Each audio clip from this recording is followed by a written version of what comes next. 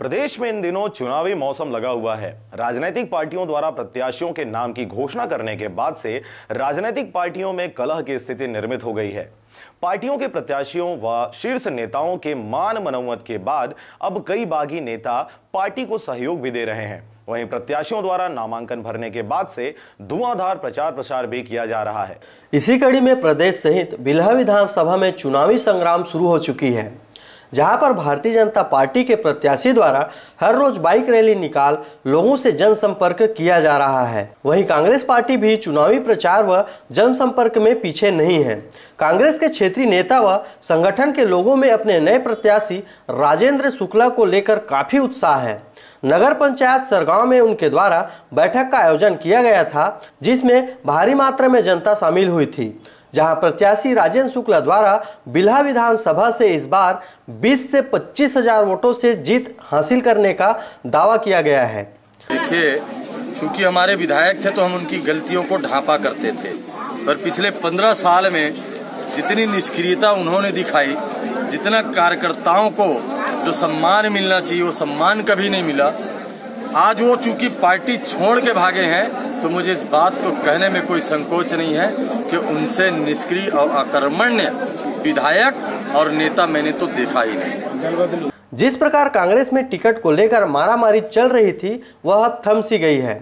आपको बता दें कि टिकट को लेकर कई नेता बागी हो गए थे, जिसमें से अंबालिका साहू व अन्य बागी नेताओं द्वारा कांग्रेस के खिलाफ जाकर प्रचार प्रसार करने की बात भी कह डाली थी। कांग्रेस के अंबालिका साहू ने टिकट की दावेदारी की थी, लेकिन टिकट नहीं मिलने पर नाराज होकर उनके द्वारा निर्दलीय नामांकन दाखिल कर दिया गया था। साथ ही कांग्रेस के ऊपर धोखाधड़ी का आरोप लगाते हुए पार्टी के खिलाफ जाकर प्रचार प्रसार करने की बात भी कही गई थी, लेकिन वर्तमान में कांग्रेस नेत्री द्वारा अपने रग रग में कांग्रेस होने की बात करते राजेंद्र शुक्ला के समर्थन में नाम वापस ले लिया गया है। हम पूरा प्रयास करेंगे, हमारी कांग्रेस की सरकार आएगी तो कोई न कोई ऐसी योजना बनाएंगे कि कोई भी किसान जिसके घर में अगर ऐसी कोई घटना दुर्घटना होती है तो उसका परिवार सुरक्षित रहे, उनके बच्चों की पढ़ाई की व्यवस्था हो, वो भी सुरक्षित रहे, ये व्यवस्था हम करेंगे।